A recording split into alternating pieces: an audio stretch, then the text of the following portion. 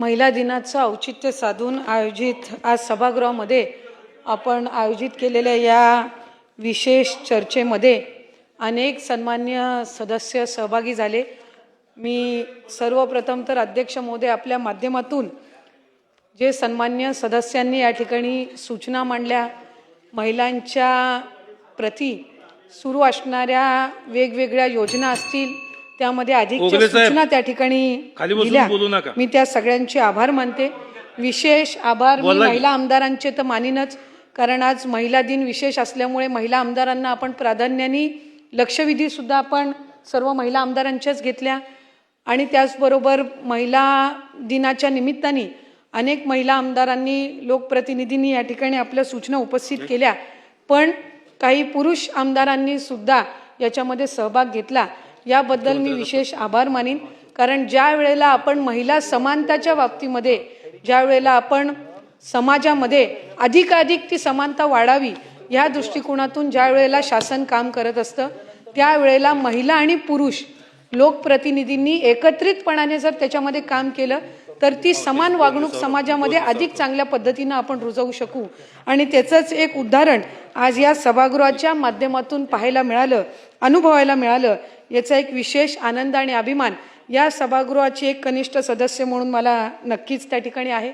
अनेक सदस्यांनी त्या ठिकाणी आपली मत व्यक्त केली, त्या संदर्भातलं सविस्तर उत्तर अध्यक्ष महोदय मी आपल्या परवानगीने आपल्या माध्यमातून देणारच आहे। पण त्याचबरोबर महाराष्ट्राची ही भूमी जिथं एका बाजूला संतांची भूमी म्हणून ओळखली जाते, पुरोगामी महाराष्ट्र म्हणून ओळखला जातो, ते पुरोगामी महाराष्ट्र म्हणून ओळखला जात असताना त्याच्यामध्ये अनेक बाबी जे आपल्याला पुरोगामी म्हणून सिद्ध करतात, त्याच्यामधली सर्वात महत्त्वपूर्ण बाब म्हणजे या महाराष्ट्रामध्ये असणारा महिलांचा इतिहास। राजमाता जिजाऊ असो, ज्यांनी स्वराज्याचं स्वप्न बघितलं आणि ते स्वप्न छत्रपती शिवाजी महाराजांच्या आणि स्वराज्य रक्षक छत्रपती संभाजी महाराजांच्या माध्यमातून पूर्ण करण्याच्या दृष्टिकोनातून त्या ठिकाणी खऱ्या अर्थानं एक शौर्य त्यांनी दाखवलं। कारण त्या कालावधीमध्ये, त्या सबंध कालावधीमध्ये लढत देणं आणि स्वराज्य निर्माण करता येईल अशी काही परिस्थिती त्या कालावधीमध्ये नव्हती, पण ते स्वप्न त्यांनी पाहिलं नाही, तर ते पूर्ण करण्यासाठी त्यांनी या थोर महान व्यक्ती छत्रपती शिवाजी महाराज असतील, छत्रपती संभाजी महाराज असतील, यांना त्या पद्धतीनं कणखर पद्धतीनं तयार केलं। त्याचबरोबर पुण्यश्लोक अहिल्याबाई होळकर असतील, उत्तम प्रशासक म्हणून त्यांना ओळखलं जातं आणि त्या सबंध कालावधीमध्ये ज्या वेळेला वेगवेगळी देशामधली मंदिरं ही तोडली जात होती, सर्वाधिक मंदिरांची पुनर्बांधणी ही पुण्यश्लोक अहिल्याबाई होळकरांनी केली। पण त्याचबरोबर ती करत असताना एक उत्तम प्रशासक कसा असावा याचं एक उदाहरण तत्कालीन कालावधीमध्ये जर कोणी दिलं असेल तर ते पुण्यश्लोक अहिल्याबाई होळकरांनी दिलं। राणी लक्ष्मीबाई असतील, इंग्रजांच्या विरोधामध्ये त्यांनी लढा दिला आणि मला वाटतं स्वातंत्र्याच्या लढाईमध्ये पहिली 3-4 जे काही महान त्यावेळेला थोर स्वातंत्र्य सैनिक असतील त्याच्यामधल्या एक म्हणजे राणी लक्ष्मीबाई। त्यानंतर क्रांतिज्योती सावित्रीमाई फुले असतील, क्रांतीसूर्य ज्योतिबा फुलेंनी त्या ठिकाणी त्यांना पाठबळ दिलं, त्यांना पहिलं प्रोत्साहन दिलं, पण ते प्रोत्साहन त्यांनी क्रांतिज्योती सावित्रीमाई फुलेंनी पहिली मुलींसाठीची शाळा सुरू केली। त्यांच्यासोबत फातिमा शेख सुद्धा होत्या, यांनी सुद्धा त्या ठिकाणी एक छोट्याशा त्यांच्या त्या खोलीमध्ये ही शाळा सुरू केली। आज माझ्यासारख्या अनेक भगिनी ज्या आज या ठिकाणी बोलू शकतायत त्याचं कारण म्हणजे क्रांतिज्योती सावित्रीमाई फुले। त्यांनी जर त्यावेळेला खऱ्या अर्थानं सबंध समाजाच्या प्रवाहाच्या विरोधात जाऊन जर महिलांसाठी स्त्रियांसाठीची हा शिक्षणाचा पाया रुजवला नसता तर माझ्यासारख्या आज अनेक भगिनी त्या ठिकाणी शिक्षण हे घेऊ शकल्या नसत्या आणि म्हणूनच आज त्यांचं नाव आपण मानाने त्या ठिकाणी घेतो। पहिल्या डॉक्टर म्हणून डॉक्टर आनंदीबाई जोशी यांनी त्या ठिकाणी अतिशय लहान वयामध्ये शिक्षण घेतलं आणि पहिल्या डॉक्टर म्हणून त्या ठिकाणी आज त्यांचं नाव आपण अभिमानाने घेतो।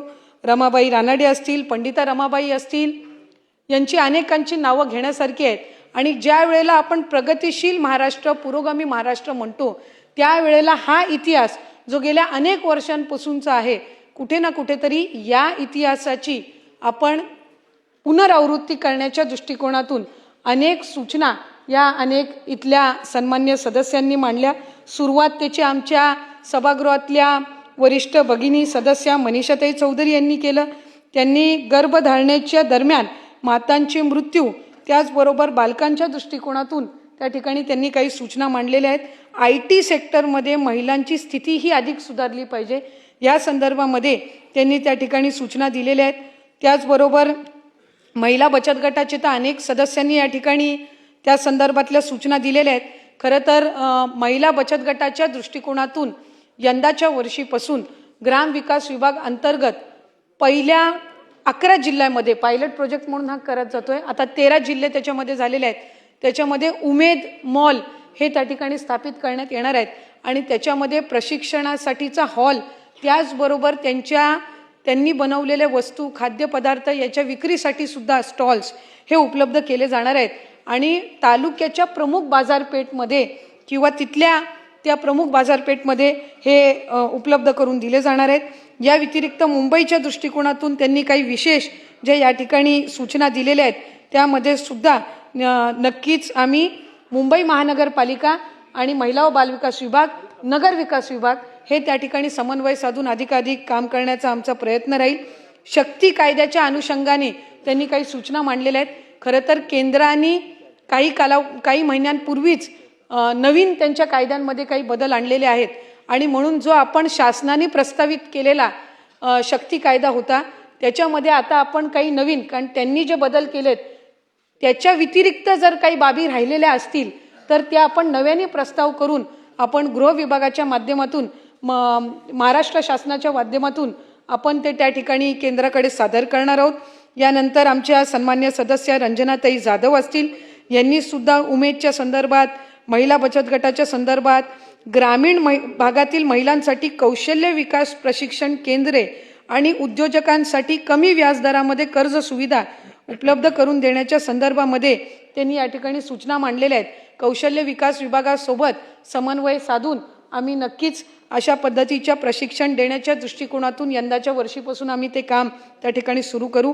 मोबाईल ॲपद्वारे लिंग निदान होत असल्याच्या प्रकाराच्या संदर्भातली एक कठोर कारवाई केली जावी, तर त्या संदर्भामध्ये गृह विभागासोबत आणि सार्वजनिक आरोग्य विभागासोबत त्या संदर्भातला आम्ही एक स्वतंत्र त्या संदर्भातली समिती गठीत करून त्यामध्ये आणखीन काय कारवाईच्या दृष्टिकोनातून करता येईल तर हा सुद्धा निर्णय अध्यक्ष महोदय घेण्यात येईल। सुलभाताई खोडके असतील, यांनी महिलांना कुटुंबाच्या संपत्तीत समान हक्क देण्याचा निर्णय घेतल्यामुळे महिलांचं आर्थिक सक्षमीकरण वाढलेलं आहे या संदर्भामध्ये त्यांनी मत मांडलं। या व्यतिरिक्त संरक्षण दलासह विविध क्षेत्रामध्ये महिलांना संधी उपलब्ध करून देण्यात आलेली आहे। त्याचबरोबर त्यांनी सुद्धा महिलांच्या बचत गटाच्या संदर्भामध्ये त्या ठिकाणी काही सूचना दिलेल्या आहेत आणि महिलांमध्ये वाढत्या कॅन्सरच्या आजाराची तपासणी, उपचार आणि औषधासाठी शासनाने आर्थिक मदत करावी त्या संदर्भातला आरोग्य विभाग त्या ठिकाणी एक प्रस्ताव तयार करत आहे आणि लसीकरणाच्या दृष्टिकोनातून सुद्धा त्यांनी ही पावलं उचललेली आहेत। ज्योतिताई गायकवाड यांनी महिलांच्या सुरक्षतेच्या संदर्भामधल्या कायदे, शक्ती कायद्याची तरतूद, शक्ती कायदा हा तातडीने लागू करण्याच्या दृष्टिकोनातून काही सूचना दिलेल्या आहेत। मुलींच्या आणि सुरक्षिततेसाठी, समान शिक्षणासाठी आणि महिला बचत गटाच्या दृष्टिकोनातून त्यांनी काही या ठिकाणी सूचना मांडलेल्या आहेत। कामाच्या ठिकाणी समान वेतन व सुरक्षित वातावरण सुनिश्चित करावे। खरं तर महिलांना प्रत्येक खाजगी आणि शासकीय कार्यालयांमध्ये महिलांना जिथं कुठल्याही पद्धतीचा त्रास होत असेल तर तिथे एक स्वतंत्र समिती ही स्थापन केली जात असते। त्याच्यामुळे खाजगी क्षेत्रामध्ये त्या समिती अधिकाधिक गठीत व्हाव्या या दृष्टिकोनातून शासन हे कडक पावलं उचलत आहे।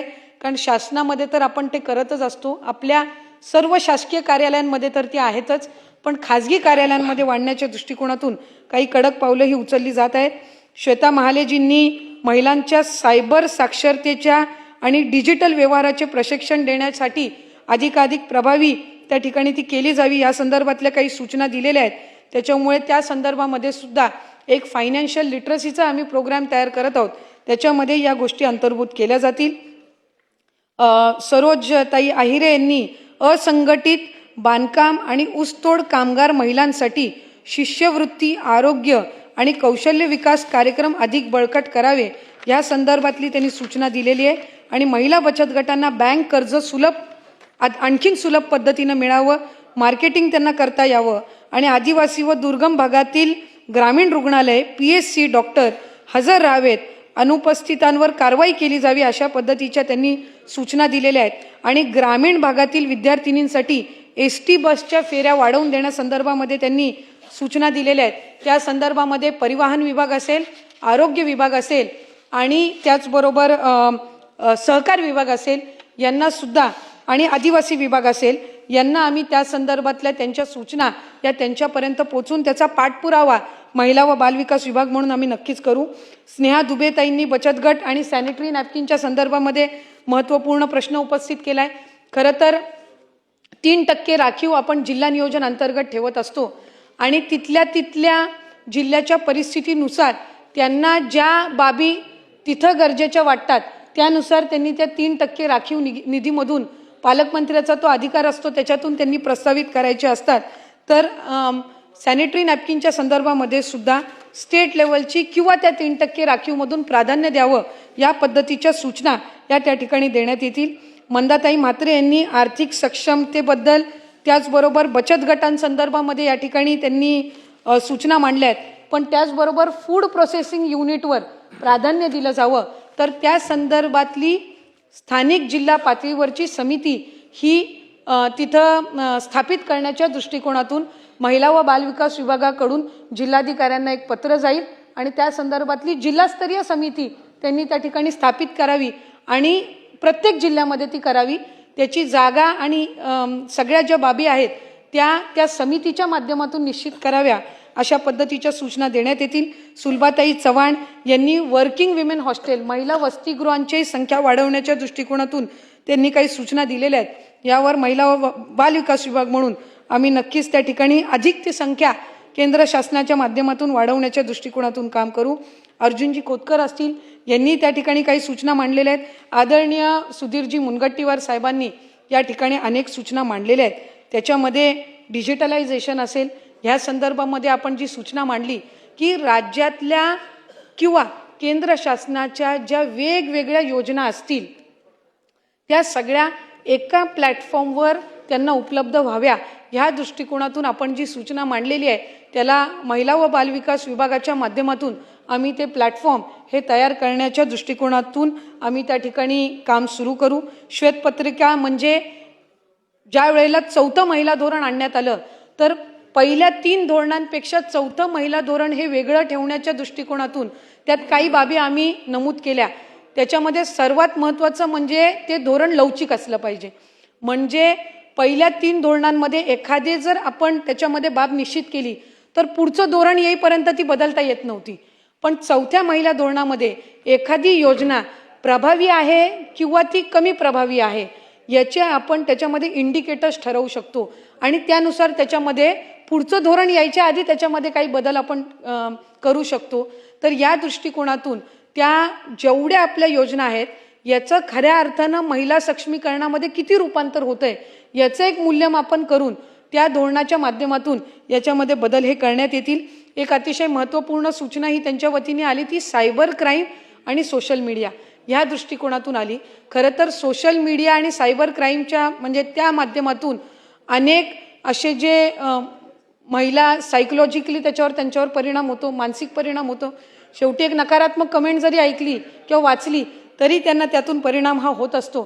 त्याच्यामुळे अशा पद्धतीनं सोशल मीडियाच्या माध्यमातून महिलांवर जर खालच्या पातळीवरची टीका होत असेल मग अगदी ती सामान्य महिला असो किंवा कुठली शासकीय अधिकारी असो किंवा लोकप्रतिनिधी असो तर त्या संदर्भातली आणखीन काही कडक कारवाई करण्याच्या दृष्टिकोनातून गृह विभागाला आम्ही उद्याच त्या संदर्भातली आम्ही आपल्या सूचनेनुसार आम्ही त्या ठिकाणी त्यांच्यासोबत पाठपुरावा करू आणि सायबर क्राईमचं विशेष प्रशिक्षण हे अधिकाधिक शाळांमध्ये सुरू करण्याच्या दृष्टिकोनातून शालेय शिक्षण विभागासोबत कारण ती पिढी म्हणजे जो वयोगट आहे तो साधारणपणे त्या पद्धतीने आहे. पण महिलांमध्ये सुद्धा आत्ता सोशल मीडिया वापरण्याचं प्रमाण वाढलेलं आहे. त्याच्यामुळे त्या संदर्भामध्ये अगदी ग्रामपंचायत लेवलपर्यंत ते प्रशिक्षण जाण्याच्या दृष्टिकोनातून सुद्धा ही पावलं उचलली जातील. आणि आपण मजूर सहकारी संस्था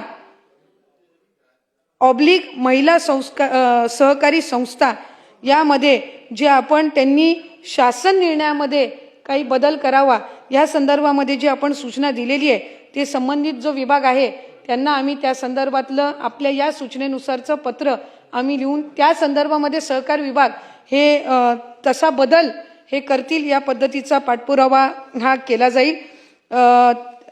त्याचबरोबर 3.5 शक्तीपीठ क्षेत्रामध्ये प्राधान्याने औद्योगिक क्षेत्र विकसित करून त्याच्यामध्ये महिलांना प्राधान्य दिलं जावं, तर त्या संदर्भातलं उद्योग विभाग आणि त्यांच्या माध्यमातून, कारण 4थं महिला धोरण ज्या वेळेला आणण्यात आलं त्यावेळेला प्रत्येक विभागाला काही इंडिकेटर्स देण्यात आले की त्यांनी काय काय महिलांच्या दृष्टिकोनातून योजना आणाव्यात, तर त्यामध्ये त्यांना रेकमेंडेशन महिला बालविकास विभागाकडून 4थ्या महिला धोरणाअंतर्गत त्यांनी उद्योग विभागाने या संदर्भातलं एक धोरण तयार करावं किंवा त्या संदर्भातली एक स्कीम तयार करावी या संदर्भामध्ये त्यांना आमच्याकडून विनंती केली जाईल। आदरणीय त्याच व्यतिरिक्त महिला लोकप्रतिनिधींचं गुणात्मक योगदान वाढवण्याच्या दृष्टिकोनातून प्रशिक्षण आयोजित केले जावे, तर त्या संदर्भामध्ये सुद्धा ज्या वेळेला महिलांचे वेगवेगळे कार्यक्रम होतात किंवा एखादी ग्रामपंचायत सरपंच किंवा जिल्हा परिषद सदस्य पंचायत समिती सदस्य निवडून आल्यानंतर यशस्विनी किंवा आपली पुण्यामधली जी संस्था आहे यशदा संस्था आहे याच्या माध्यमातून जसे प्रशिक्षण घेतले जातात तर ते कंपल्सरी करून महिला लोकप्रतिनिधींसाठी विशेष सत्र हे यशदाच्या माध्यमातून किंवा महिला बालविकास विभागाची सुद्धा एक स्वतंत्र यंत्रणा आहे त्या माध्यमातून आयोजित करण्याच्या दृष्टिकोनातून पावलं उचलली जातील। 11 मार्च रोजी आपण ज्याचा उल्लेख केलात की यंदाचं वर्ष हे महिलांचं कृषी क्षेत्रामधलं योगदान, 11 मार्चला सेंट्रल हॉलमध्ये त्या संदर्भातला एक विशेष कार्यक्रम आयोजित करण्यात आलेला आहे। त्याच्यामध्ये अनेक लोकप्रतिनिधींना म्हणजे सगळ्यांनाच आमंत्रित केलंय, त्याच्यात ज्या सूचना येतील त्यानुसार आपण या संदर्भातली कारवाई ही करण्यात येईल। या व्यतिरिक्त आमदार सुरेश धस साहेबांनी काही सूचना या ठिकाणी दिलेल्या आहेत, त्याच्यामध्ये मुलींचा जन्मदर वाढवण्याच्या दृष्टिकोनातून उपाययोजना करण्यात याव्या, त्याचबरोबर अबॉर्शनच्या संदर्भामध्ये काही कडक आणखीन कायदे करण्यात यावे, हुंडा असेल हुंडा बंदी असेल किंवा त्यांनी त्यांच्या क्षेत्रातील ज्या काही सकाळी सुद्धा मला वाटतं हुंड्याच्या संदर्भामध्ये एक लक्षवेधी मांडण्यात आलेली होती त्याच्यावर उत्तर गृह विभागाने दिलेला आहे, पण गृह विभाग आणि महिला व बालविकास विभाग हे त्या क्षेत्रातील हुंडा बंदीच्या संदर्भामध्ये किंवा इतर ज्या काही त्यांच्याकडनं तिथल्या स्थानिक पातळीवरच्या ज्या अडचणी आलेल्या आहेत त्या संदर्भामध्ये तिथं काही विशेष पावलं उचलतील। दूध उत्पादक महिलांचा पगार हा त्यांच्या अकाउंटमध्ये जावा या संदर्भामध्ये त्यांनी जी काही सूचना दिलेली आहे ती संबंधित दुग्ध व्यवसाय विभागाकडे देण्यात येईल। खरं तर मुख्यमंत्री माझी लाडकी बहीण सारखी योजना ज्या वेळेला आणली त्यावेळेला आपण पहिला निकष त्याच्यामध्ये ठेवला की ती अकाउंट ही त्या महिला लाभार्थीचीच असली पाहिजे। त्याचं विशेश कारण हे होतं की जो लाभ आपण 1500चा देतो हा त्या महिलेच्या अकाउंटमध्ये गेला पाहिजे। मला अध्यक्ष महोदय आपल्या माध्यमातून सांगायचं आहे की 50 लाख अशा महिला होत्या ज्यांचे बँकमध्ये अकाउंटच नव्हते, ते लाडकी बहीण योजना सुरू झाल्यानंतर पहिल्यांदा हे सुरू झाले आणि त्याच्यामध्ये आधार सीडिंगची अट आपण ह्यासाठी घातली की तो लाभ हा त्यांच्या अकाउंटमध्ये जावा, कारण इतर योजनांचा लाभ हा तिथल्या पुरुषांची अकाउंटची नोंदणी असते त्याच्यामुळे तो लाभ त्यांच्या अकाउंटमध्ये जात नाही। त्यामुळे त्या दृष्टिकोनातून त्या योजनेमध्ये आपण जे निकष ठेवले ते इतर योजनांमध्ये महिला लाभार्थ्यांसाठी ठेवण्यात यावे अशा पद्धतीची पावलं सुद्धा उचलली जातील। हेमंतजी उगळे असतील, नारायणजी पाटील असतील, त्याचबरोबर अभिजितजी पाटील असतील, बालाजी कल्याणकर असतील आणि पटेलजी असतील, यांनी ज्या काही मुरजीबाई पटेल असतील यांनी सुद्धा ज्या काही सूचना त्यांच्या शहरी भागातल्या दृष्टिकोनातून काही ग्रामीण भागातल्या दृष्टिकोनातून मांडल्या त्याच्यामध्ये सुद्धा विभाग म्हणून इतर विभागांसोबत समन्वय साधून हा पाठपुरावा केला जाईल। मी अध्यक्ष महोदय पुन्हा एकदा आपले या सभागृहाचे आणि राज्याचे मुख्यमंत्री देवेंद्र फडणवीस साहेब, राज्याचे उपमुख्यमंत्री एकनाथजी शिंदे साहेब, राज्याच्या उपमुख्यमंत्री सुनेत्रा काकी पवार, दिवंगत राज्याचे माजी उपमुख्यमंत्री अजितदादांचे सुद्धा या निमित्ताने आभार मानेन की महिला व बाल विकास विभागाला अधिक सक्षम करण्याच्या दृष्टिकोनातून, महिलांचे प्रश्न सोडवले जावेत या दृष्टिकोनातून या महायुतीच्या सरकारने हे अधिकाधिक सर्वाधिक निधी हा महिला व बाल विकास विभागाला त्या ठिकाणी उपलब्ध करून दिला। आणि खऱ्या अर्थानं महाराष्ट्र हे नेहमी विकसित विचारांचं राज्य म्हणून ओळखलं जातं आणि बालकाच्या नावाच्या समोर आईचं नाव पहिलं लावलं जावं वडिलांच्या आधी, हा ऐतिहासिक निर्णय घेणारं महाराष्ट्र राज्य हे एकमेव राज्य देशामधलं आहे, हे मला आवर्जून या निमित्ताने सांगायचंय। मी पुन्हा एकदा आपले आभार मानते। कोणाचंही कदाचित याच्यातली काही नाव घेण्याचं राहून गेलं असेल, त्यांचंही काही अधिकचं नंतर सूचनांचं पत्र आलं तर ते सुद्धा विभागाच्या वतीने त्या संदर्भातलाही पाठपुरावा केला जाईल, अशी अध्यक्ष महोदय मी आपल्या माध्यमातून या ठिकाणी विनंती करते आणि थांबते। धन्यवाद।